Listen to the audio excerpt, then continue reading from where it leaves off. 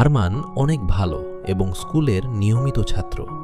একদিন স্কুলে আরমান দেখল তার প্রিয় পেন্সিলটি হারিয়ে গেছে।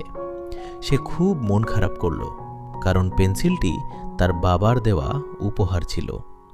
কিছুক্ষণ পরে সে দেখল তার বন্ধু রায়ান একই রকম একটি পেন্সিল দিয়ে লিখছে। প্রথমে আরমান ভাবল সেটাই তার পেন্সিল, কিন্তু রাগ না করে সে শান্তভাবে জিজ্ঞেস করল। রায়ান বলল এটা তার নিজের পেন্সিল এবং সে এমনই একটি পেন্সিল মেঝেতে পড়ে থাকতে দেখেছিল।